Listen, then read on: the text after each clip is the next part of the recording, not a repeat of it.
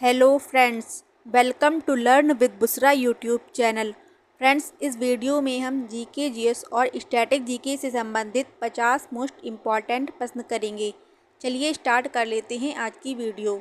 आज का पहला क्वेश्चन है, इकोनॉमिक ड्रेन सिद्धांत को किसने प्रतिपादित किया? इकोनॉमिक ड्रेन सिद्धांत को किसने प्रतिपादित किया था? आपके ऑप्शन है A Mahatma Gandhi, B Jawaharlal Nehru, C Dadabhai Naoroji, D आर.सी. दत्त। इकोनॉमिक ड्रेन सिद्धांत दादा भाई नौरोजी ने प्रतिपादित किया था, तो इसका राइट आंसर हो जाएगा ऑप्शन सी, दादा भाई नौरोजी।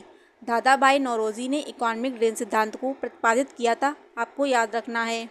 अगला क्वेश्चन है, मधुबनी भारत के किस राज्य की प्रसिद्ध लोक कलाकृति है? मधुबनी भारत के किस राज्य की प्रसिद्ध लोक कलाकृति है? मधुबनी बिहार की एक प्रसिद्ध लोक कलाकृति है, तो इसका राइट आंसर हो जाएगा ऑप्शन सी, बिहार। मधुबनी बिहार की प्रसिद्ध लोक कलाकृति है, आपको याद रखना है। अगला क्वेश्चन है, स्वामी विवेकानंद ने किस वर्ष विश्व धर्म संसद में भाग लिया था? स्वामी विवेकानंद ने किस वर्ष विश्व धर्म संसद में भाग लिया था? आपके ऑप्शन है ए 1893 ईस्वी में, बी 1895 ईस्वी में, सी 1897 ईस्वी में, डी 1899 ईस्वी में। स्वामी दयानंद सरस्वती ने सितंबर 1893 में शिकागो में हुए धर्म सम्मेलन में भाग लिया था।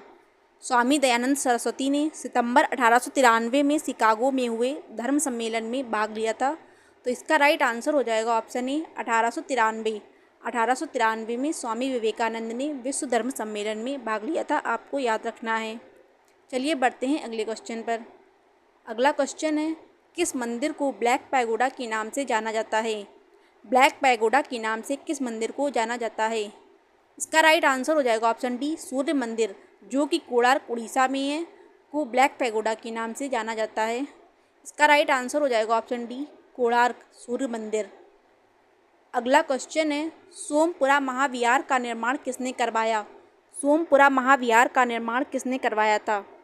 सोमपुरा महाविहार का निर्माण धर्मपाल ने करवाया था, तो इसका राइट आंसर हो जाएगा ऑप्शन सी, धर्मपाल। धर्मपाल ने सोमपुरा महाविहार का निर्माण करवाया था, आपको याद रखना है। अगला क्वेश्चन है, इनमें से पारसी नववर्ष को किस नाम से जाना जाता है? पारसी नववर्ष को किस नाम से जाना जाता है? आपके ऑप्शन है उगादी, नवरोज, पपेटी या पुथांडू। पारसी नववर्ष नवरोज को कहा जाता है। पारसी नववर्ष नवरोज को कहते हैं, तो इसका राइट आंसर हो जाएगा ऑप्शन बी, नवरोज। नवरोज को पारसी नववर्ष के नाम से जाना जाता है, आपको याद रखना है। अगला क्वेश्चन है, लाई हरोबा लोक नृत्य शैली किस भारतीय राज्य में प्रचलित है? लाई हरोबा लोक नृत्य शैली किस राज्य की है? इसका राइट आंसर हो जाएगा ऑप्शन बी, मणिपुर। मणिपुर में लाई हरोबा लोक नृत्य शैली प्रचलित है, आपको याद रखना है। अगला क्वेश्चन है, महलवाड़ी व्यवस्था की शुरुआत किसने की थी? महलवाड़ी व्यवस्था की शुरुआत किसने की थी? महलवाड़ी व्यवस्था की शुरुआत हॉल्ट मैकेंजी ने की थी। महलवाड़ी व्यवस्था की शुरुआत हॉल्ट मैकेंजी ने की थी, तो इसका राइट आंसर हो जाएगा option C, Holt Mackenzie. Holt Mackenzie ने महलवाड़ी व्यवस्था की शुरुआत की थी, आपको याद रखना है। अगला क्वेश्चन है, नृत्य के मोहिनी अट्टम रूप का विकास कहाँ हुआ था? मोहिनी अट्टम कहाँ का नृत्य है? इसका राइट आंसर हो जाएगा ऑप्शन बी, केरल। केरल का मोहिनी अट्टम नृत्य है, आपको याद रखना है। अगला क्वेश्चन है, वर्ली चित्रकला की शुरुआत किस भारतीय राज्य से हुई है? वर्ली चित्रकला की शुरुआत किस भारतीय राज्य से हुई है? वर्ली महाराष्ट्र की चित्रकला शैली है, तो इसका राइट आंसर हो जाएगा ऑप्शन ए, महाराष्ट्र। महाराष्ट्र की वर्ली चित्रकला शैली है, आपको याद रखना है। अगला क्वेश्चन है, कलारीपट्टू किस राज्य का प्रसिद्ध मार्शल आर्ट है? कलारीपट्टू कहाँ का मार्शल आर्ट है? कलारीपट्टू केरल का एक प्रसिद्ध मार्शल आर्ट है, तो इसका राइट आंसर हो जाएगा ऑप्शन बी, केरल। कलारीपट्टू केरल का एक प्रसिद्ध मार्शल आर्ट है, आपको याद रखना है। फ्रेंड्स, आगे बढ़ने से पहले आपको बता दूं कि यह क्वेश्चन मोस्ट इम्पॉर्टेंट हैं, क्योंकि मैंने प्रीवियस ईयर्स के एग्ज़ाम में आए हुए क्वेश्चन ही इस वीडियो में लिए हैं। फ्रेंड्स, आप वीडियो को स्टार्ट से लास्ट तक जरूर देखिएगा और चैनल को सब्सक्राइब करके वीडियो को भी लाइक कर दीजिए। चलिए बढ़ते हैं अगले क्वेश्चन पर। अगला क्वेश्चन है, मुगल चित्रकला का स्वर्णकाल किसके शासनकाल को कहा जाता है? मुगल चित्रकला का स्वर्णकाल निम्न में से किसके शासनकाल को कहते हैं? आपके ऑप्शन है ए जहांगीर के शासनकाल को, बी बाबर के शासनकाल को, सी हुमायूं के शासनकाल को, डी अकबर के शासनकाल को। मुगल चित्रकला का स्वर्णकाल जहांगीर के शासनकाल को कहा जाता है। मुगल चित्रकला का स्वर्णकाल जहांगीर के शासनकाल को कहते हैं। तो इसका राइट आंसर हो जाएगा ऑप्शन ए जहांगीर। जहांगीर के शासनकाल को मुगल चित्रकला का स्वर्णकाल कहा जाता है, आपको याद रखना है। अगला क्वेश्चन है, निम्नलिखित में से कौन सा जनजातीय नृत्य कर्नाटक से संबंधित है। निम्नलिखित में से कौन सा लोक नृत्य कर्नाटक से संबंधित है। आपके ऑप्शन है ए यक्षगान, बी वीदी, सी यात्रा या डी जोरा। कर्नाटक का एक प्रसिद्ध लोक नृत्य यक्षगान है। यक्षगान कर्नाटक का एक लोक नृत्य है। तो इसका राइट आंसर हो जाएगा ऑप्शन ए यक्षगान। यक्षगान कर्नाटक का लोक नृत्य है, आपको याद रखना है। अगला क्वेश्चन है, रानी की वाव जो कि यूनेस्को के विश्व विरासत स्थल सूची में शामिल है, कहाँ पर स्थित है। रानी की वाव जो कि यूनेस्को के विश्व विरासत स्थल में शामिल है, वो कहाँ पर है। आपके ऑप्शन है ए मध्य प्रदेश, बी गुजरात, सी उत्तर प्रदेश, डी राजस्थान। रानी की वाव गुजरात में है। रानी की वाव गुजरात में है। तो इसका राइट आंसर हो जाएगा ऑप्शन बी गुजरात। रानी की वाव गुजरात में है। रानी की वाव 100 रुपये के नोट पर अंकित है, आपको यह भी याद रखना है। रानी की वाव 100 रुपये के नोट पर अंकित है। रानी की वाव को सोलंकी वंश के राजा ने बनवाया था, आपको यह भी याद रखना है। चलिए बढ़ते हैं अगले क्वेश्चन पर। अगला क्वेश्चन है, प्रसिद्ध बृहदेश्वर मंदिर निम्न में से कहाँ पर स्थित है। बृहदेश्वर मंदिर कहाँ पर स्थित है। आपके ऑप्शन है ए मदुरै में, बी तंजावुर में, सी कांचीपुरम में या डी रामेश्वरम में। इसका राइट आंसर हो जाएगा ऑप्शन बी तंजावुर। बृहदेश्वर मंदिर तंजावुर में है, आपको याद रखना है। चलिए बढ़ते हैं अगले क्वेश्चन पर। अगला क्वेश्चन है, आजीवक संप्रदाय के संस्थापक कौन है। आजीवक संप्रदाय के संस्थापक निम्न में से कौन है। आजीवक संप्रदाय के संस्थापक मक्खली गोसाल हैं।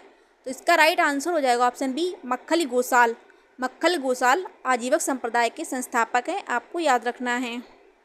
अगला क्वेश्चन है, एशियाटिक सोसाइटी की स्थापना कब और किसने की थी। एशियाटिक सोसाइटी की स्थापना कब और किसने की थी।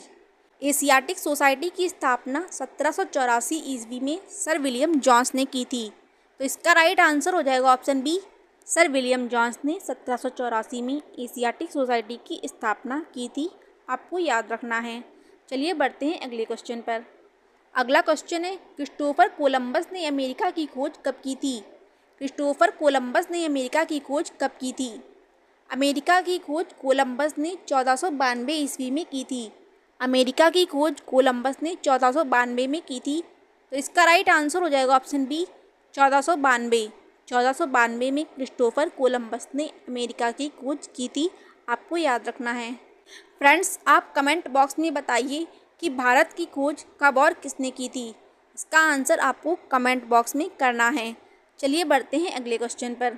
अगला क्वेश्चन है, फ्रांसीसी क्रांति के दौरान बास्तील दुर्ग का पतन किस तिथि को हुआ था। फ्रांसीसी क्रांति के दौरान बास्तील दुर्ग का पतन किस तिथि को हुआ था। फ्रांसीसी क्रांति के दौरान बास्तील दुर्ग का पतन 14 जुलाई 1789 को हुआ था।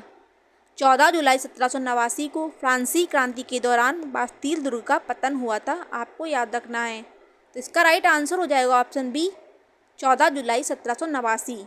14 जुलाई 1789 को फ्रांसीसी क्रांति के दौरान बास्तील दुर्ग का पतन हुआ था, आपको याद रखना है। अगला क्वेश्चन है, वर्तमान में कितने राज्यों में विधान परिषद है। विधान परिषद वर्तमान में कितने राज्यों में है। आपके ऑप्शन है ए 3 राज्यों में, बी 4 राज्यों में, सी 5 राज्यों में या डी 6 राज्यों में। विधान परिषद वर्तमान में 6 राज्यों में है। तो इसका राइट आंसर हो जाएगा ऑप्शन डी 6 राज्य। विधान परिषद वर्तमान में तेलंगाना, उत्तर प्रदेश, बिहार, महाराष्ट्र, आंध्र प्रदेश और कर्नाटका में है। विधान परिषद वर्तमान में तेलंगाना, उत्तर प्रदेश, बिहार, महाराष्ट्र, आंध्र प्रदेश और कर्नाटक में है, आपको याद रखना है। चलिए बढ़ते हैं अगले क्वेश्चन पर। अगला क्वेश्चन है, निम्नलिखित राज्यों में से किस राज्य में माधवपुर मेला लगता है। माधवपुर मेला किस राज्य का है। आपके ऑप्शन है ए उत्तर प्रदेश, बी बिहार, सी गुजरात या डी मध्य प्रदेश। माधवपुर मेला गुजरात में लगता है। माधवपुर मेला गुजरात में लगता है, तो इसका राइट आंसर हो जाएगा ऑप्शन सी गुजरात। माधवपुर मेला गुजरात में लगता है, आपको याद रखना है। अगला क्वेश्चन है, भारत के संविधान के किस अनुच्छेद के अनुसार राज्य के महाधिवक्ता का प्रावधान किया गया है? भारत के संविधान के किस अनुच्छेद में राज्य के महाधिवक्ता का प्रावधान किया गया है? इसका राइट आंसर हो जाएगा ऑप्शन सी अनुच्छेद 165। अनुच्छेद 165 में राज्य के महाधिवक्ता का प्रावधान किया गया है। अनुच्छेद 165 में राज्य के महाधिवक्ता का प्रावधान किया गया है, आपको याद रखना है। चलिए बढ़ते हैं अगले क्वेश्चन पर। अगला क्वेश्चन है, पार्थिव ग्रह या आंतरिक ग्रह कौन कौन से हैं? निम्न में से पार्थिव ग्रह या आंतरिक ग्रह कौन कौन से हैं? आपके ऑप्शन है ए बुध शुक्र पृथ्वी मंगल, बी शुक्र पृथ्वी मंगल बृहस्पति, सी मंगल बृहस्पति सन वरुण, डी शुक्र बृहस्पति बुध अरुण। पार्थिव ग्रह या आंतरिक ग्रह बुध शुक्र पृथ्वी और मंगल को कहा जाता है। बुध शुक्र पृथ्वी और मंगल को पार्थिव ग्रह या आंतरिक ग्रह कहते हैं, तो इसका राइट आंसर हो जाएगा ऑप्शन ए बुध शुक्र पृथ्वी मंगल। बुध शुक्र पृथ्वी मंगल को पार्थिव ग्रह या आंतरिक ग्रह कहा जाता है, आपको याद रखना है। अगला क्वेश्चन है, पारिस्थितिकी शब्द का प्रयोग सबसे पहले किसने किया था? पारिस्थितिकी शब्द का प्रयोग सबसे पहले किसने किया था? पारिस्थितिकी शब्द का प्रयोग सबसे पहले अर्नेस्ट हैकल ने किया था।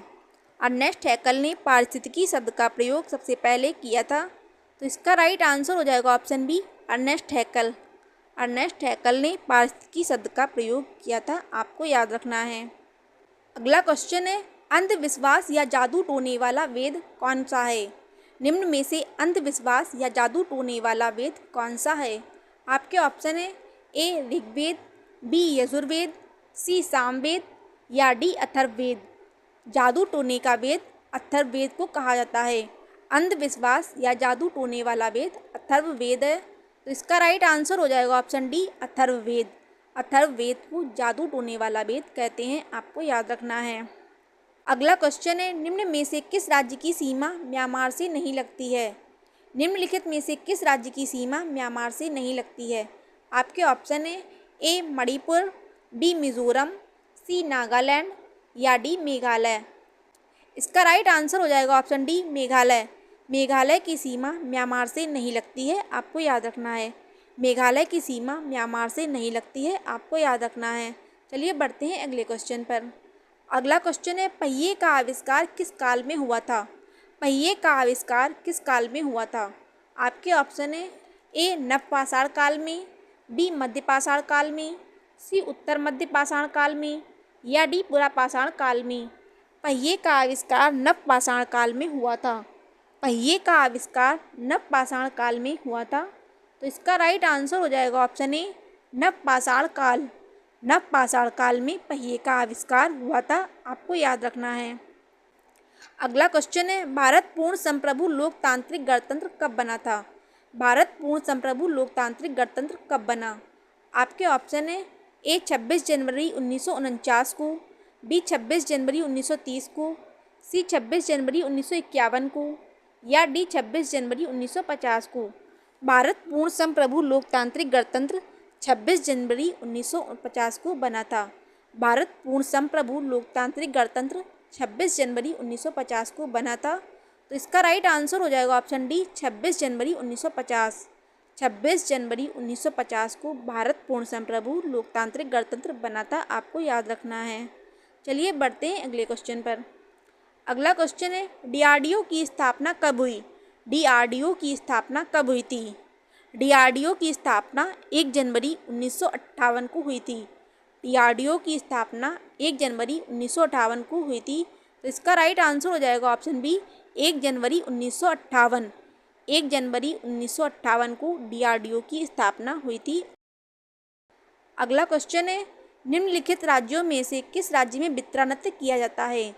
बित्रा नृत्य का संबंध निम्न में से किस राज्य से है? आपके ऑप्शन है ए उत्तर प्रदेश, बी बिहार, सी पश्चिम बंगाल, डी मध्य प्रदेश। बित्रा नृत्य का संबंध पश्चिम बंगाल से है। बित्रा नृत्य का संबंध पश्चिम बंगाल से है, तो इसका राइट आंसर हो जाएगा ऑप्शन सी पश्चिम बंगाल। फ्रेंड्स, यह क्वेश्चन 2022 के एसएससी सीजीएल प्री एग्ज़ाम में पूछा गया है। इसको आप याद रखिएगा क्योंकि यह इम्पॉर्टेंट क्वेश्चन है जो कि एग्ज़ाम्स में पूछा गया है। चलिए बढ़ते हैं अगले क्वेश्चन पर। अगला क्वेश्चन है, प्रथम संस्कृत व्याकरण ग्रंथ कौन सा है? फर्स्ट संस्कृत व्याकरण ग्रंथ निम्न में से कौन सा है? फर्स्ट संस्कृत व्याकरण ग्रंथ अष्टाध्यायी है, तो इसका राइट आंसर हो जाएगा option D Ashtadhyayi. Ashtadhyayi first Sanskrit व्याकरण ग्रंथ है, आपको याद रखना है। अगला क्वेश्चन है, भारत के किस शहर को पूर्व का एथेंस के रूप में जाना जाता है? भारत के किस शहर को पूर्व के एथेंस के रूप में जाना जाता है? पूर्व का एथेंस भारत के मदुरै शहर को कहा जाता है। मदुरै को पूर्व का एथेंस कहते हैं, तो इसका राइट आंसर हो जाएगा ऑप्शन सी मदुरै। मदुरै को पूर्व का एथेंस के नाम से जाना जाता है, आपको याद रखना है। अगला क्वेश्चन है, नील नदी का वरदान किसे कहते हैं? नील नदी का वरदान निम्न में से किसे कहा जाता है? नील नदी का वरदान मिस्र को कहते हैं, तो इसका राइट आंसर हो जाएगा ऑप्शन बी मिस्र। मिस्र को नील नदी का वरदान कहते हैं, आपको याद रखना है। अगला क्वेश्चन है, एशिया की सबसे लंबी नदी कौन सी है? एशिया की सबसे लंबी नदी निम्न में से कौन सी है? आपके ऑप्शन है ए अमेजन, बी नील नदी, सी यांगटीसी नदी या डी ब्रह्मपुत्र नदी। एशिया की सबसे लंबी नदी यांगटीसी नदी है। यांगटीसी नदी एशिया की सबसे लंबी नदी है। इसका राइट आंसर हो जाएगा ऑप्शन सी यांगटीसी नदी। यांगटीसी नदी एशिया की सबसे लंबी नदी है, आपको याद रखना है। अगला क्वेश्चन है, वेद त्रय में कौन सा वेद शामिल नहीं है? वेद त्रय में कौन सा वेद शामिल नहीं है? आपके ऑप्शन है ए ऋग्वेद, बी सामवेद, सी अथर्ववेद, डी यजुर्वेद। वेद त्रय में ऋग्वेद, सामवेद और यजुर्वेद शामिल हैं। वेद त्रय में ऋग्वेद, सामवेद और यजुर्वेद शामिल हैं।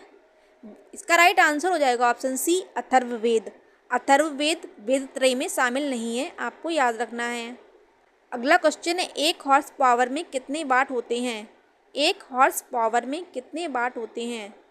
इसका राइट आंसर हो जाएगा ऑप्शन सी 746 वाट। एक हॉर्स पावर में 746 वाट होते हैं, आपको याद रखना है।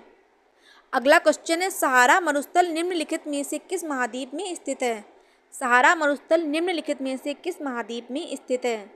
आपके ऑप्शन है ए दक्षिण अमेरिका महाद्वीप में, बी उत्तरी अमेरिका महाद्वीप में, सी अफ्रीका महाद्वीप में या डी ऑस्ट्रेलिया महाद्वीप में। सहारा मरुस्थल अफ्रीका महाद्वीप में स्थित है, तो इसका राइट आंसर हो जाएगा ऑप्शन सी अफ्रीका। अफ्रीका महाद्वीप में सहारा मरुस्थल स्थित है, आपको याद रखना है।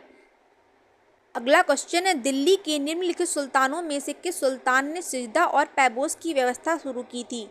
दिल्ली के निम्नलिखित सुल्तानों में से किस सुल्तान ने सिजदा और पैबोस व्यवस्था की शुरुआत की थी? सिजदा और पैबोस व्यवस्था की शुरुआत गयासुद्दीन बलबन ने की थी। गयासुद्दीन बलबन ने सिजदा और पैबोस व्यवस्था की शुरुआत की थी, तो इसका राइट आंसर हो जाएगा ऑप्शन ए गयासुद्दीन बलबन। गयासुद्दीन बलबन ने सिजदा और पैबोस व्यवस्था की शुरुआत की थी, आपको याद रखना है। चलिए बढ़ते हैं अगले क्वेश्चन पर। अगला क्वेश्चन है, निम्न में से कौन सा जल निकाय अंडमान और निकोबार को अलग करता है? निम्न में से कौन सा जल निकाय अंडमान और निकोबार को अलग करता है? अंडमान और निकोबार को 10 डिग्री चैनल अलग करता है, तो इसका राइट आंसर हो जाएगा option C 10 degree channel. 10 degree channel Andaman और निकोबार को अलग करता है, आपको याद रखना है। अगला क्वेश्चन है, निम्नलिखित में से किसने न्यूट्रॉन की खोज की थी? न्यूट्रॉन की खोज निम्नलिखित में से किसने की थी? न्यूट्रॉन की खोज जेम्स चैडविक ने की थी। जेम्स चैडविक ने न्यूट्रॉन की खोज की थी, तो इसका राइट आंसर हो जाएगा option A James Chadwick.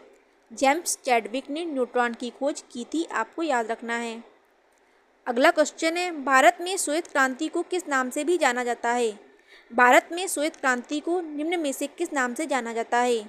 Operation flood के नाम से श्वेत क्रांति को जाना जाता है, तो इसका राइट आंसर हो जाएगा option C operation flood. Operation flood से श्वेत क्रांति संबंधित है, आपको याद रखना है। अगला क्वेश्चन है, भारतीय राष्ट्रीय कांग्रेस के किस अधिवेशन में वंदे मातरम गीत पहली बार गाया गया था?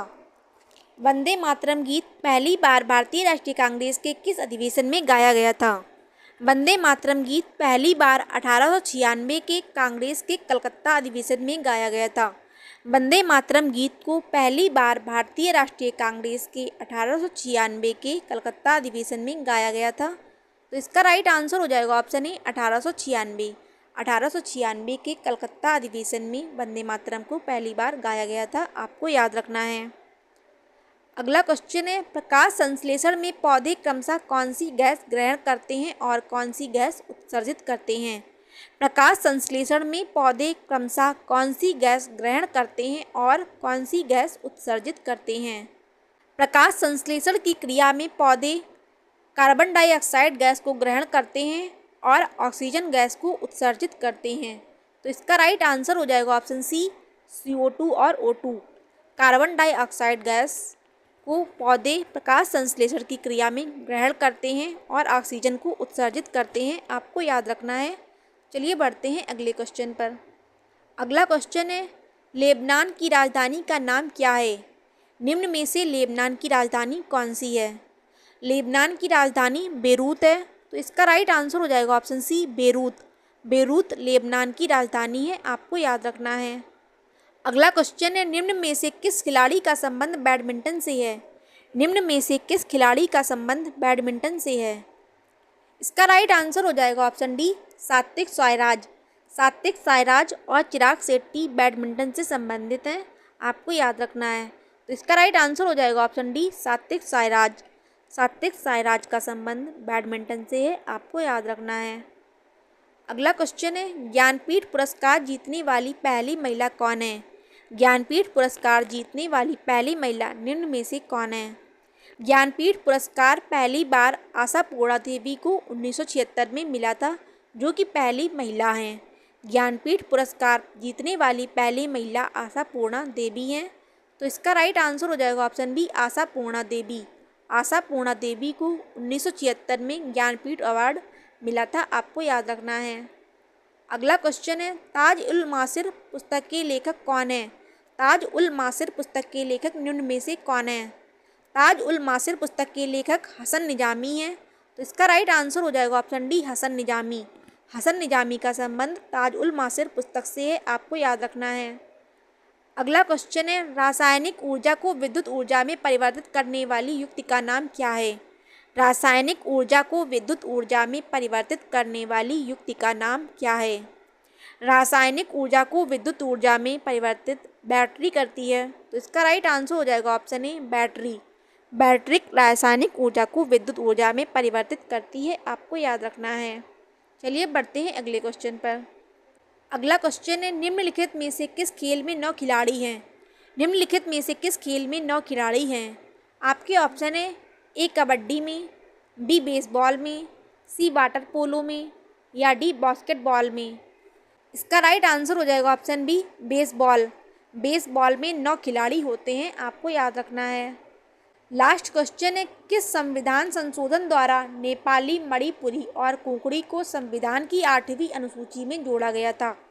नेपाली, मणिपुरी और कुकड़ी भाषा को संविधान की 8वीं अनुसूची में किस संविधान संशोधन के द्वारा जोड़ा गया था। आपके ऑप्शन है ए 21वें संविधान संशोधन अधिनियम 1967 के द्वारा, बी 71वें संविधान संशोधन अधिनियम 1992 के द्वारा, सी 92वां संविधान संशोधन 2003 के द्वारा या डी 86वां संविधान संशोधन 2002 के द्वारा। नेपाली, मणिपुरी और कोंकणी भाषा को 71वें संविधान संशोधन अधिनियम 1992 के द्वारा 8वीं अनुसूची में जोड़ा गया था, आपको याद रखना है। तो इसका राइट आंसर हो जाएगा ऑप्शन बी 71वां संविधान संशोधन अधिनियम 1992। 71वें संविधान संशोधन अधिनियम 1992 के द्वारा नेपाली, मणिपुरी और कोंकणी भाषा को संविधान की 8वीं अनुसूची में जोड़ा गया था, आपको याद रखना है। फ्रेंड्स, यह क्वेश्चन आपके लिए है। क्वेश्चन है, निम्नलिखित में से कौन सा विटामिन हार्मोन की तरह कार्य करता है। निम्नलिखित में से कौन सा विटामिन हार्मोन की तरह कार्य करता है। आपके ऑप्शन है A vitamin K, B vitamin D, C vitamin C, D vitamin A. Friends, इस क्वेश्चन का आंसर आप कमेंट बॉक्स में कीजिए। फ्रेंड्स, आप कमेंट बॉक्स में बताइएगा कि आपको हमारी वीडियो कैसी लगी, और अगर आपको हमारी वीडियो अच्छी लगी है तो आप वीडियो को लाइक करके चैनल को सब्सक्राइब कर लीजिए, क्योंकि हम ऐसे ही वीडियोज़ लेकर आते रहते हैं। चलिए मिलते हैं आपसे नेक्स्ट वीडियो में। थैंक्स।